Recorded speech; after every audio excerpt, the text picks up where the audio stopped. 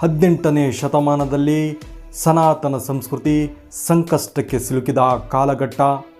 ಮೊಘಲರ ದಬ್ಬಾಳಿಕೆಗೆ ದೇವಾಲಯಗಳು ನಾಶವಾಗುತ್ತಿದ್ದ ಸಮಯ. ಬ್ರಿಟಿಷರ ಕುಟಿಲತೆಗೆ ಕುಗ್ಗಿ ಹೋಗಿದ್ದ ಹಿಂದೂ ಸ್ವಾಭಿಮಾನ. ಭರತಖಂಡದ ಅಸ್ಮಿತೆಗೆ ಗಂಡಾಂತರ ಎದುರಾದ ಕರಾಳ ಸಮಯ. ಇಂತಹ ಸಮಯದಲ್ಲಿ ಹಿಂದೂ ಸಿಂಹಣಿಯೊಬ್ಬಳು ರಾಷ್ಟ್ರಾದ್ಯಂತ ಸಂಚಲನ ಮೂಡಿಸುತ್ತಾಳೆ. ಸನಾತನ ಪುನರುತ್ಥಾನಕ್ಕೆ ಸಂಕಲ್ಪ ಕೈಗೊಳ್ಳುತ್ತಾಳೆ. ಆಕೆಯೇ ಅಹಲ್ಯಬಾಯಿ ಹೋಳ್ಕರ್. ವಿದ್ಯಾಭ್ಯಾಸ ಮಾಡುವ ಸಂದರ್ಭದಲ್ಲಿ ನೀವು ಅಹಲ್ಯಬಾಯಿ ಹೋಳ್ಕರ್ ಅವರ ಹೆಸರು ಕೇಳಲಿಕ್ಕೆ ಸಾಧ್ಯವೇ ಇಲ್ಲ.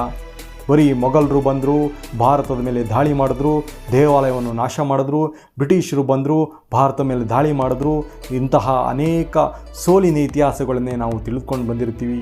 ಆದರೆ ನಮ್ಮ ಪೂರ್ವಜರ ಗೆಲುವಿನ ಇತಿಹಾಸ ಇಂತಹ ಅನೇಕ